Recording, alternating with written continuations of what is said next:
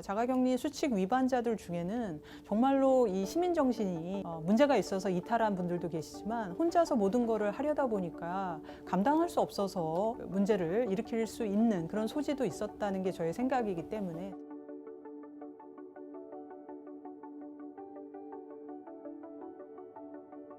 굉장히 많은 숫자의 사람들이 우리나라도 그렇고 전 세계도 그렇고 자가격리를 하죠. 예방적 격리부터 환자 격리까지. 이건 또 다른 의미의 심리적인 이 락다운이거든요. 그게 넉 달 가까이 진행되고 있기 때문에 우리 심리는 비록 내가 그걸 깨닫든 깨닫지 않던, 우리가 주변을 충분히 알고 있던 알고 있지 않던 지금 멈춘 상태에서 많은 변화가 일어나고 있습니다. 그래서 심리방역을 이제 이야기를 하는 건데요. 원래 이 심리방역은 재난심리 지원이라든가 이런 말로도 썼었고요. 마음 돌봄이라고 하는 말로도 씁니다.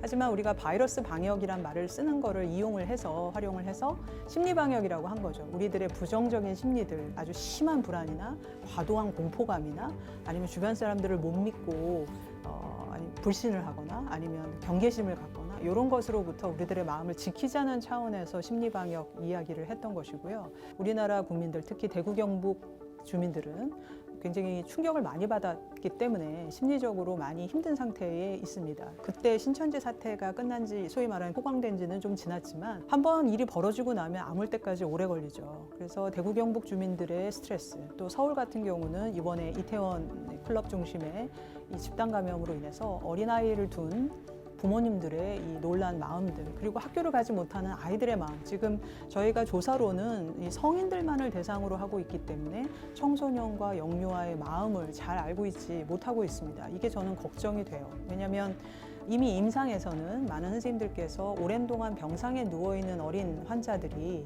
이 코로나19로 인해서 안 그래도 힘든데 더욱 조심해야 되니까 이 마음이 많이 힘들어하고 우울해한다라는 경고들을 하고 계시고요. 얼마 전에 뉴스나 이런 데서도 참 안타까운 모습을 봤지만 어버이날 우리나라 국민의 참 많은 부모님들이 요양시설에 계십니다. 요양병원, 요양원.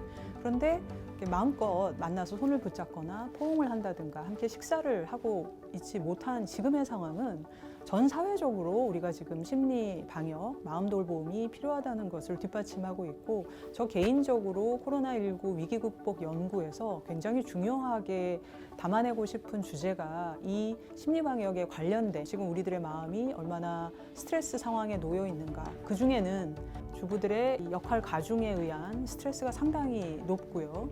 그리고 이 코로나19 과정에서 아르바이트를 잃었거나 직장을 잃은, 또 무급휴가 상태에서 마냥 있어야 되는 가장들, 그리고 이 청년들의 이 울분과 무기력이라고 하는 것이 상당히 심각한 수준입니다. 다 지난 다음에 매우 심해진 상태에서 치료나 아니면 의학적인 어떤 개입을 하기 이전에 사회가 뭘 더 해줄 수 있을까? 누구를 좀 더 주의를 기울여야 할 것인가? 이런 것들이 보건학자면서 심리방역을 연구하는 저로서는 사실 매우 중요한 내용이고 주제입니다.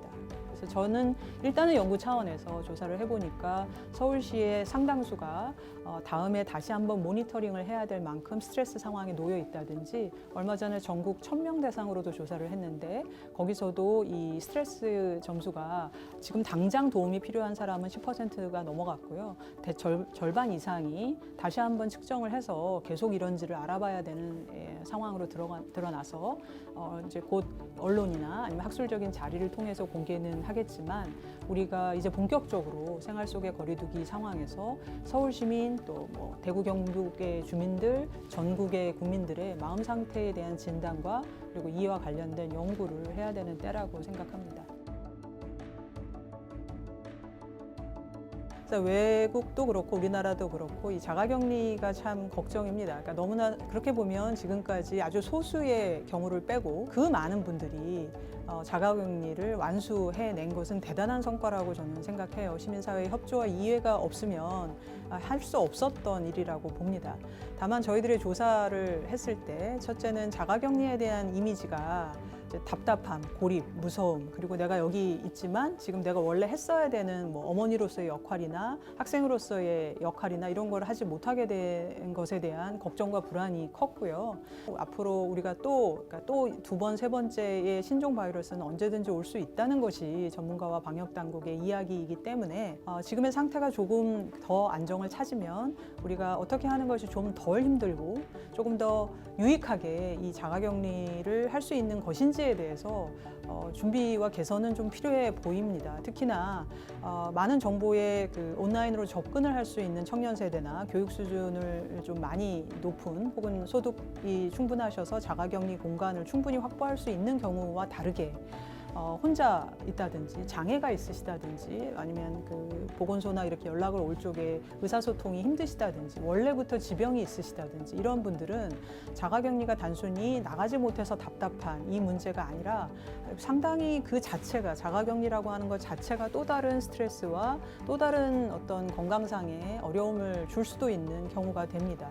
이 부분은 바로 연구가 필요한 그리고 그 규모가 어느 정도고 그런 분들에게서 특히나 무엇이 더 어려운 점인가에 대해서 체계적인 관찰과 조사 없이 그냥 자가격리를 개인이라면 당연히 해야 되는 걸로 기대하는 것도 문제고요. 이번엔 저희가 이렇게 준비 없이 막 너무나 급속하게 이렇게 자가격리에 들어가고 나오고 있다 보니까 그저 그것을 하는 것만으로 이제 급급했던 면이 없지 않다. 근데 연구를 통해서 내용을 채우고 조금이라도 덜 힘들게 특히 자가격리 자체가 하나의 위험이 될 수 있는 분들을 위한 변화가 필요하다고 저는 생각을 합니다. 자가격리 수칙 위반자들 중에는 정말로 이 시민정신이 문제가 있어서 이탈한 분들도 계시지만 혼자서 모든 거를 하려다 보니까 감당할 수 없어서 문제를 일으킬 수 있는 그런 소지도 있었다는 게 저의 생각이기 때문에 들여다보고 이해해보고 그리고 따져보고 그리고 이제 대안을 찾아야 될 거라고 봐요.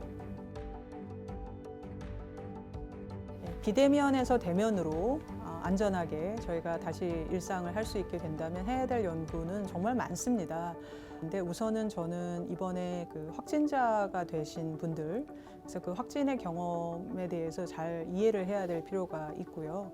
그런 다음에 그보다 더 중요하게 자가격리 과정에 있었던 건강 취약층들, 그리고 자가격리 과정이 유독 힘들었었던 분들에 대한 관찰과 면담 그리고 조사 연구를 좀 해보고 싶고요. 그 과정에서 이제 보통 공중보건 위기 상황에서 저희가 제1의 원칙으로 주장하는 것은 신뢰자본을 지키는 겁니다. 개인적 신뢰, 그러니까 나라는 개인이 상대를 향하는 신뢰도 중요하지만 사회에 대한 신뢰, 지역사회라든지 이런 신뢰. 근데 조사 결과 예를 들면 대구 경북 같은 경우는 우리 지역이 취약하다라고 하는 생각이 굉장히 뚜렷했어요. 그래서 그 지역을 방문해서 시민들이 어떻게 회복 탄력성을 높이는지를 이해해 보고 싶다는 생각이 들고요.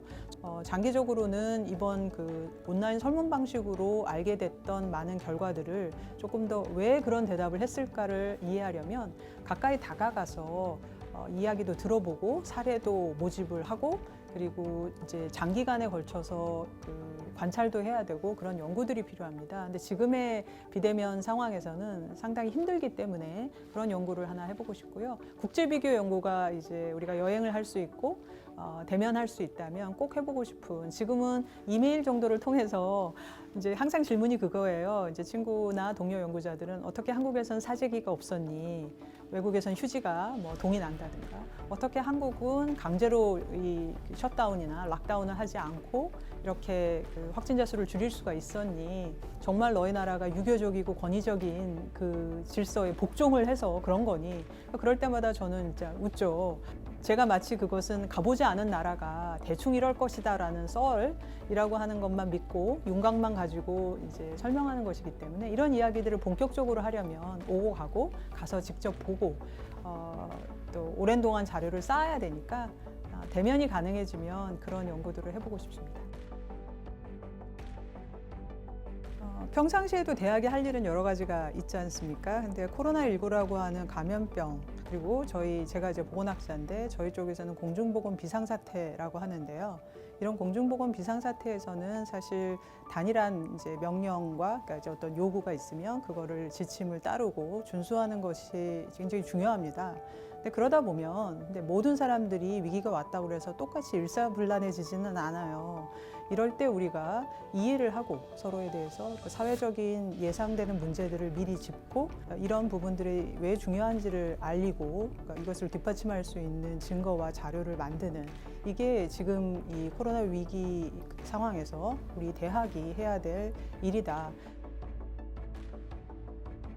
데이터가 자료죠. 제가 하는 분야에서 연구를 기본으로 하면 바이러스는 누구에게나 혹은 어느 나라나 똑같이 찾아올 수 있지만 그 바이러스에 대한 대응은 그 문화나 그 사회가 어떤가, 그 사회를 구성하는 사람들의 마음과 그리고 인식과 행위가 어떤가에 따라서 정말 다르게 나타나고 실제로 저희는 지금 코로나19가 팬데믹 세계 대유행 상황이기 때문에 각 나라의 차이들을 보고 있어요. 그렇다면 한국은 코로나 위기에 어떻게 대응해 왔는지를 알아보는 인식, 경험, 감정, 그리고 변화에 대한 것들을 자료를 축적을 해서 그것들을 일본하고 비교할 수도 있고 미국하고 비교할 수도 있고 아니면 한국이라고 하더라도 지난 1월 달부터 아마도 내년 1월을 또 비교할 수도 있겠죠. 이런 것은 어떤 특정한 한두 사람의 의견이 아니라 많은 사람들의 그 경험들을 기록해 나가는 자료로서 가치를 가질 수 있다고 생각합니다. 여기에 대학이 또 연구자들이 해석을 하고 분석을 해서 어떤 주장을 찾아 나아가는 것이 큰 힘이 되리라 생각하고요.